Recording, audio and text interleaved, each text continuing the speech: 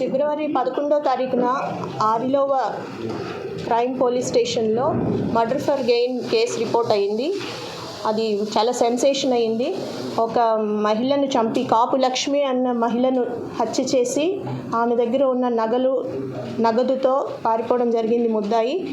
దీనికోసం ఇమీడియట్గా Dwaraka crime inspector and మొత్తం 10 టీములుగా క్రైమ్ టీములు ఫామ్ చేసి 10 రోజుల్లో ఆ ముద్దాయిని పట్టుకోవడం, ప్రాపర్టీ అంతా కూడా రికవరీ చేయడం జరిగింది. ఈరోజు ఆ ముద్దాయిని రిమాండ్ కూడా పంపిస్తున్నాము. ఇది ఆ మహిళ ఎవరైతే హత్యకు గురయ్యారో ఆమె ఇంట్లో ఒంటరిగా ఉన్నప్పుడు ఈ ముద్దాయి వెళ్ళడం జరిగింది. ఆమెను డబ్బులు అడగడం, ఆమె దానికి నిరాకరించడం, సంఘర్షణ జరిగిన తర్వాత ఆమెను పీకపిసికి చంపేసి అక్కడి నుంచి పరారైపోయాడు. ఈ ముద్దాయి హత్య చేసిన తర్వాత ఆమె నగదు, ఇంట్లో ఉన్న క్యాష్ ప్లస్ ఆమె ఒంటి మీద ఉన్న నగలతో సహా పరారయ్యాడు. మనం సైంటిఫిక్గా ఒక 10 టీమ్స్ అవిరామంగా కృషి చేసి క్రైమ్ టీమ్స్ ఆ ముద్దాయి హత్య చేసిన తర్వాత పోలీసులను ముప్పతిప్పలు పెట్టాడు. కానీ సైంటిఫిక్గా అతన్ని వెంటాడి అతను ఫస్ట్ వారణాసి పారిపోయాడు, ఆ తర్వాత ఢిల్లీ, మరలా ఢిల్లీ నుంచి రాయగఢ్ నుంచి మరలా వెనక్కి రావడం జరిగింది. విశాఖపట్నం నుంచి చెన్నై పారిపోతున్న క్రమంలో మనకి ఇన్ఫర్మేషన్తో పట్టుకోవడం జరిగింది. పట్టుకొని మొత్తం ప్రాపర్టీని రికవరీ చేయడం జరిగింది. ఇతని పేరు వంజరాపు శివగంగరాజు. ఇతను బొబ్బిలి పట్టణానికి చెందిన వ్యక్తి. ఇతని మీద అంతకుముందు కూడా కొంచెం క్రిమినల్ హిస్టరీ ఉంది. సో ఈరోజు ఆ ప్రాపర్టీ అంతా రికవరీ చేయడం జరిగింది. ముద్దాయిని రిమాండ్కి పంపిస్తున్నాం.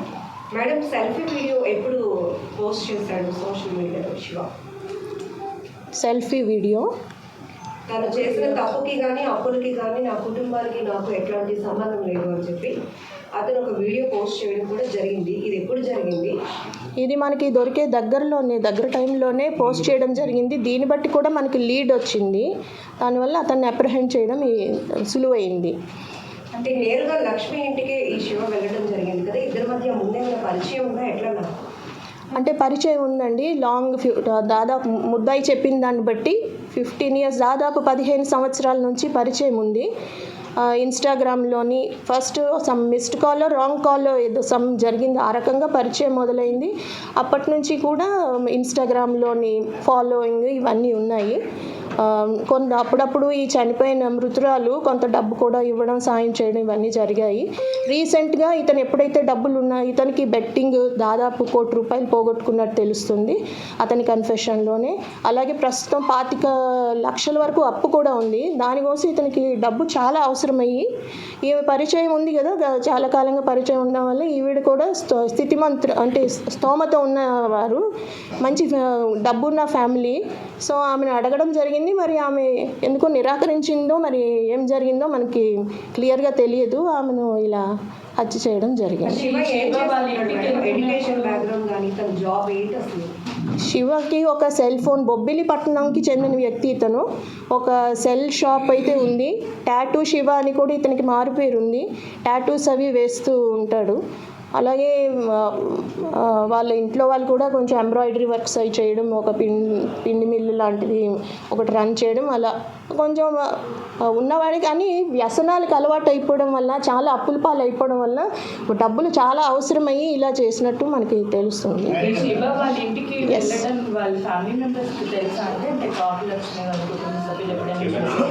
తెలుసండి, తెలిసి కొంచెం వ్యతిరేకత కూడా రావడం వల్ల ఈ మధ్యకాలంలో తగ్గించాడు. వాళ్ళ ఇంటికి వెళ్ళడం తగ్గించడం జరిగింది. ఇంట్లో వాళ్ళకి కూడా తెలుసు, స్పెసిఫిక్గా ఏమిటి అనేది తెలియదు, బట్ ఇంట్లో వాళ్ళకైతే ఐడియా ఉంది.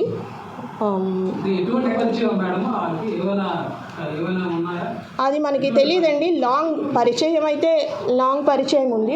15 ఏళ్ళుగా అతనే ఒప్పుకోవడం జరిగింది. 15 ఏళ్ళుగా ఆమె పరిచయం అని చెప్తున్నాడు. ఎటువంటి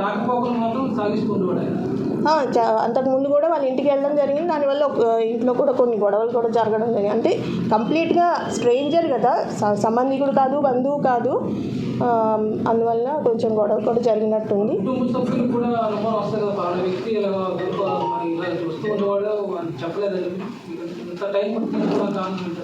అంటే ఈ మధ్యకాలంలో రావడం లేదు కదండి, వాళ్ళకి ఈ పర్సన్ అని మనం తర్వాత తెలిసింది. బట్ ఈ మధ్యకాలంలో అతను రావడం తక్కువే, చాలా కాలంగా వాళ్ళ ఇంటికి వెళ్ళడం అయితే లేదు. ఫోన్లో మాట్లాడుకోవడం ఇవి మాత్రం జరుగుతుండేది. వచ్చి ఉండొచ్చు, మనకైతే చెప్పలేదు. మనము ముద్దాయి చెప్పడం కన్ఫెషనే మనకు ఇప్పుడు ఉన్నది, ఆయన కన్ఫెస్ చేయడంతో తెలుస్తుంది. శివ మ్యారీడ్ అండి, 2 పిల్లలు ఉన్నారు, భార్య కూడా ఉంది. వాళ్ళంతా బొబ్బిల్లోనే ఉంటారు. అతను క్రిమినల్ అంటే కోవిడ్ టైంలోని వైలేషన్స్, ఇప్పుడు బయటకు రాకూడదని క్వారంటైన్ ఇవన్నీ ఉండేవి కదండి, ఆ వైలేషన్స్ ఒకటి, వీధిలో కొట్లాటలు ఉంటాయి కదా, యాఫ్రేస్, అలాంటి కేసులు ఉన్నాయి. మేజర్ కేసులు అయితే లేవు. మేడం ఈ కేసు చాలా సెన్సేషన్ అయింది. What exactly happened? 11th ఏం జరిగింది? ఎన్ని గంటలకు వెళ్ళాడు? ఇద్దరి మధ్య ఏమైనా ఘర్షణ జరిగిందా? ఇంతకుముందు అప్పులు తీర్చుకోవడానికి లక్ష్మి గారిని ఇతను ఏమైనా డబ్బులు అడుగుతాడా? డీటెయిల్గా అంతకుముందు ఆ రోజు 10 గంటలకు ఆ టైంలోని మనకి వాళ్ళ ఇంటి దగ్గర ఉన్న సీసీ ఫుటేజ్లోనే మెయిన్ లీడ్ అండి మనకి. మీరు చూస్తే అతను అప్పుడు ఆ హత్య ఆ రోజు వేసుకున్న డ్రెస్ ఇవన్నీ కూడా సీజ్ చేసాము, కేసు ప్రాపర్టీ కంప్లీట్గా కన్సీల్ చేసుకొని, అంటే మంచి పక్కా ప్రిపరేషన్తో వచ్చాడు అతను. ఏదో రకంగా డబ్బులు పట్టుకెళ్ళా, లేదంటే చంపి పట్టుకెళ్దామన్నంత ప్రిపరేషన్. ఎందుకంటే మనం ఆ సీసీ ఫుటేజ్ చూస్తే క్యాప్ పెట్టుకొని కంప్లీట్గా జర్కిన్ వేసుకుని ఫేస్ కూడా కన్సీల్ చేసుకుంటూ వస్తాడు. 10-12 మార్నింగ్ టైంలో ఇంట్లో ఆమె ఒంటరిగా ఉన్న టైంలో ఇంట్లో ప్రవేశించి దాదాపు ఒక 2 hours అక్కడ ఉన్నట్టు మనకు తెలుస్తుంది. ఎందుకంటే తర్వాత బయటకు వచ్చిన ఫుటేజ్ కూడా మనం కలెక్ట్ చేసాం. అక్కడ నుంచి కంటిన్యూస్గా సెవరల్ ఫుటేజెస్ వెరిఫై చేయడం జరిగింది. మనం ఢిల్లీ వరకు కూడా మన టీమ్స్ వెళ్ళడం జరిగింది. దీంతో అతను ఫైనల్గా టెక్నికల్గానే మనకి ఇది సాధ్యమైంది. లేదండి, ఇతను ఒక్కడే, ఇంకెవరు కమ్మి, ఇతను ఒకడే.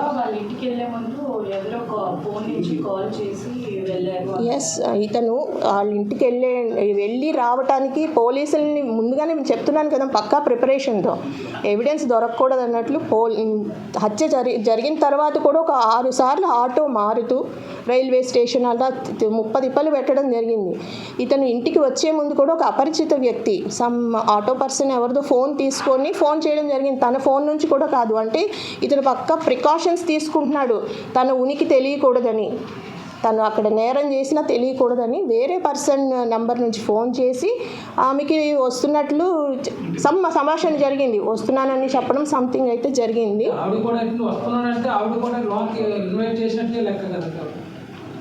అంటే అవును, ఫోర్స్ఫుల్ ఎంట్రీ అయితే కాదు, పరిచయం ఉంది కదండి, పరిచయం ఉంది కదా. కానీ ఇట్లా హత్య చేస్తాడని ఆవిడకి తెలియకపోవచ్చు కదా. డబ్బులు అడుగుతాడు, కొంత డబ్బు అయితే ఇవ్వగలుగుతుంది, లక్షల్లో అడిగినట్టు తెలుస్తుంది మరి. ఎందుకంటే పట్టుకుపోయిన క్యాష్ చూస్తే చాలా లక్షల్లో ఉంది, అది మనం రికవర్ చేస్తాం. ఏంటండి, మనకి విశాఖపట్నం రైల్వే స్టేషన్లోనే పట్టుకోవడం జరిగింది. మేడం, ఇప్పుడు ఈ సెల్ఫీ వీడియో అతన్ని పట్టుకోవడానికి ఏమైనా కీలకంగా మారిందా, లేకపోతే సీసీ ఫుటేజ్ ఆధారంగానే మనకి లొకేషన్ ఇవ్వడానికి వీటికి ఉపయోగపడిందండి, సైంటిఫిక్గా ట్రాక్ చేయడానికి ఉపయోగపడింది మనకి. అది మనం క్లియర్గా చెప్పలేమండి, తెలిసి ఉండొచ్చు, ఎందుకంటే కొన్ని గొడవలు కూడా జరిగినాయి. తను ఈ అపరిచిత వ్యక్తి అంత ఫ్రీక్వెంట్గా రావడం అనేది తెలిసి ఉండొచ్చు, తెలియకపోయి ఉండొచ్చు. మనకైతే ముద్దాయి చెప్పిందే ఆవిడతో అయితే పరిచయం ఉందని చెప్తున్నాడు 15 ఏళ్ళుగా. మ్యారీడ్ అండి, 2 పిల్లలు ఉన్నారు, పెళ్ళిళ్ళు కూడా అయిపోయినాయి వాళ్ళకి. వాళ్ళంతా వేరు కాపురాలు పెట్టారు, వీళ్ళ ఇంట్లో అయితే ఉండరు. ఈమె భర్త మనకి జీవీఎంసీ ఎంప్లాయీ, హార్టికల్చర్ డిపార్ట్మెంట్ ఎందులోని జీవీఎంసీ ఎంప్లాయీ. ఆ రోజు కూడా ఆయన డ్యూటీకి వెళ్ళిపోయారు. ఆయనకు కూడా ఈమె ఫోన్ చేస్తే లంచ్కి వస్తారని అడగడం జరిగింది. ఈరోజు ఇప్పుడు రావట్లేదని చెప్పడం జరిగింది. ఇంట్లో అయితే ఎవరు లేదు, ఈవిడ ఒంటరిగా ఉన్నప్పుడు ఈ హత్య చేసి పరారవడం జరిగింది. నిందితుడు దొరికేటప్పటికి ఇతని చేతిలో రియల్మీ ఒక ఫోన్ ఉందన్నారు, ఆయన చేతిలో ఉందా? ఆ ఫోన్ తోటి ఈవిడతోటి ఏదైనా మాట్లాడాడా? Same number ఉపయోగించాడా?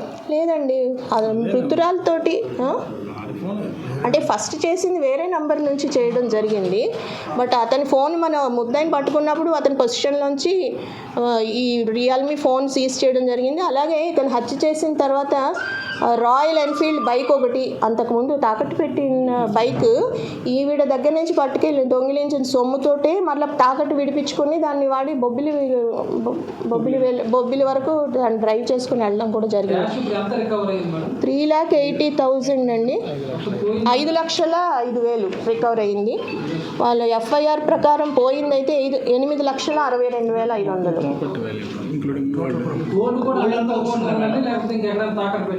అని మొత్తం నేను చెప్పింది పోయిన బంగారం క్యాష్ అంతా కలిపి 8,62,500. అందులో ఇప్పుడు ఎఫ్ఐఆర్లో 4 బంగారం గాజులు కూడా పోయినాయి అన్నారు, కానీ ఆమె వేసుకోలేదని తెలుస్తుంది. డీటెయిల్ ఇన్వెస్టిగేషన్ చేస్తే ఆ గాజులు పోయినట్లయితే తెలియదు. అందుకని మనకు అవి తప్పించి మిగిలిన అన్ని రికవర్ అయినాయి అండి. మేడం, ఇంటిలో ఇంత పెద్ద మొత్తంలో బంగారం నగలు ఉండడం వల్ల అతనికి ఒక ఆశ కలిగింది, ఇదంతా జరిగింది. ఫైనల్లీ ఏం చెప్తారు మేడం? ఈ తరహా ఎక్కువగా హత్యలు జరుగుతున్నాయి డబ్బు బంగారం కోసం. అదే ఇప్పుడు స్నేహాలు చేసినప్పుడు కూడా ఆ వ్యక్తి ఎలాంటి వాడో తెలిసి కొంచెం జాగ్రత్తగా ఉంటుండాలి. ఒంటరి మహిళల్ని టార్గెట్ చేస్తున్నారు ఇప్పుడు గోల్డ్ కోసం. ఎందుకంటే రకరకాల రీజన్స్, బెట్టింగ్స్, ఇవన్నిటికి అలవాటు పడిన వాళ్ళు, అప్పుల పాలైపోయిన వాళ్ళు, ఇలాంటి ప్రవృత్తి కలిగిన వాళ్ళతోటి దూరంగా ఉండాలి. ముందుగానే ఒంటరిగా ఉన్నప్పుడు మహిళలు ఎవరైనా కూడా, వృద్ధులు, మహిళలు అంతా కూడా జాగ్రత్తగా ఉండాలి. స్నేహాలు కూడాను మంచి వాళ్ళ కాదని తెలుసుకొని చెడ్డవాళ్ళు అయితే దూరం చేయాలి. అది ఎక్కువ మొత్తంలో గోల్డ్, క్యాష్ ఇవి ఇంట్లో పెట్టుకోకూడదు, బ్యాంకులోనో లాకర్లోనో పెట్టుకుంటుండాలి.